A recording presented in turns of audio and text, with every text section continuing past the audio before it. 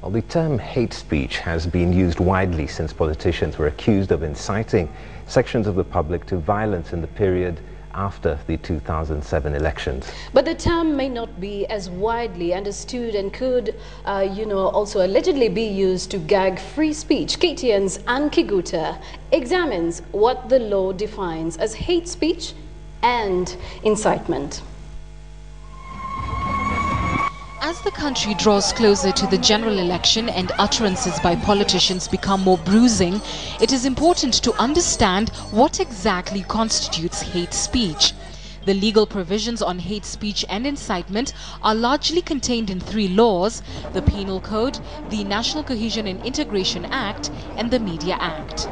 The Penal Code defines incitement to violence as such: the attempt to do or make any preparation or conspire with any person to do any act with a subversive intention or utter any words with a subversive intention.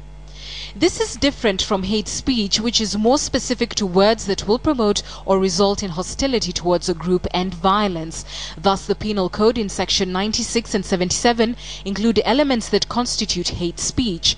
Section 77 includes incitement to violence and promoting feelings of hatred or enmity between different races or communities. Section 96 introduces uttering, printing, or publishing words that may cause physical injury or death among classes of people or community.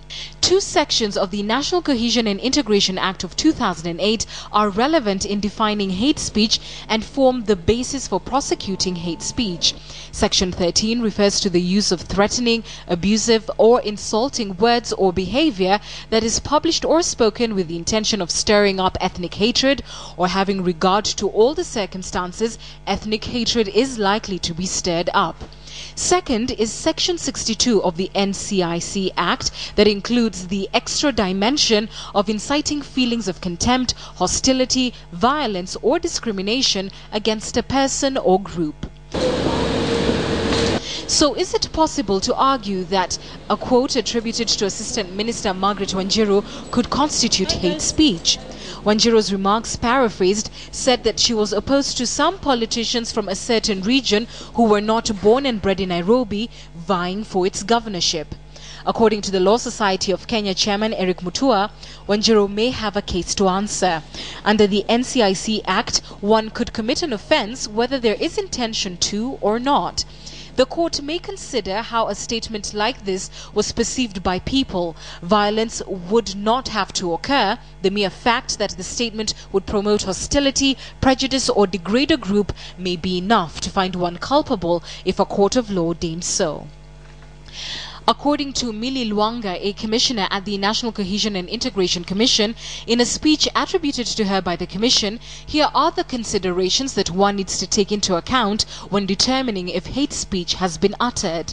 The context of the speech, its ripple effect among members of a targeted group, if the statement is capable of spreading fear or loathing, the possible retaliation such words would cause, if the words advocate or encourage violence or hate crimes, if the speech creates a climate of hostility, and finally, the impact that hate speech carries far more weight than other criminal acts.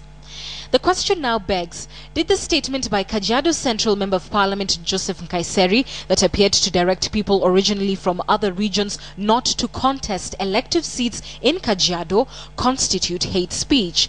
The LSK says it didn't.